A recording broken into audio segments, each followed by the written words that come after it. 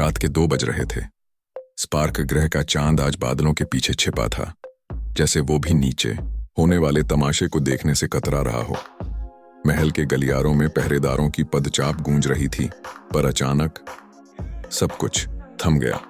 मशालें बिना किसी हवा के एक एक करके बुझने लगी। पहरेदारों ने महसूस किया कि उनके पीछे कोई चल रहा है। एक भारी लोहे के जूतों की आवाज, वही आवाज जो पुराने सम्राट के चलने पर आती थी।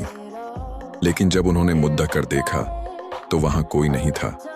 सिर्फ दीवारों पर एक लंबा काला साया रेंग रहा था। एक ऐसा साया जिसकी अपनी कोई देह नहीं थी, पर जिसकी मौजूदगी मौत से भी ज्यादा ठंडी थी। नया सम्राट अपने बिस्तर पर उठकर बैठ गया। उसे पसीने आ रहे थे।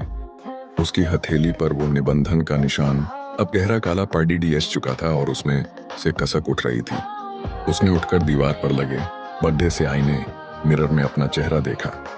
आईने में उसका चेहरा तो वही था, पर उसके पीछे खड्डा था। वही पुराना सम्राट, वही खून से लथपथ चेहरा, वही कटा हुआ गला और वही पत्थर जैसी आंखें। सम्राट डर के मारे पीछे हटा, पर आईने के अंदर का वो साया गायब नहीं हुआ।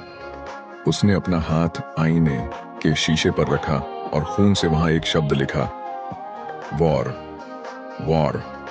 सम्राट चिल्लाया, पर उसकी आवाज उसके गले में ही फंस गई। उसे एहसास हुआ कि वो अब अकेला नहीं है।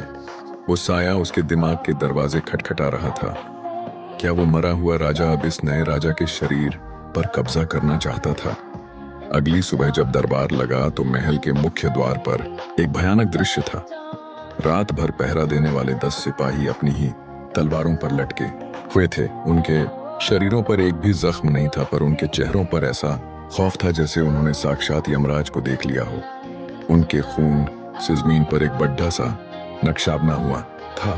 वो नक्शा स्पार्क ग्रह के उस प्राचीन जंगल का था जहां से ये सब शुरू हुआ था।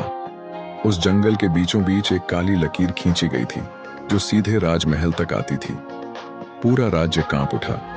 ये कोई सामान्य विद्रोह नहीं था, ये मरे हुए लोगों का ऐलान ए जंग था। नया सम्राट समझ गया कि उसे उस पुरानी जगह पर वापस जाना होगा जहां उसने अपने हाथ खून से रंगे थे। निबंधन उसे वापस बुला रहा था, अपनी जन्मभूमि पर जहां नफरत की पहली बीज बोई गई थी। क्या सम्राट वहां जिंदा लौट पाएगा, या वो भी उन साइयों का हिस्सा बन जाएगा?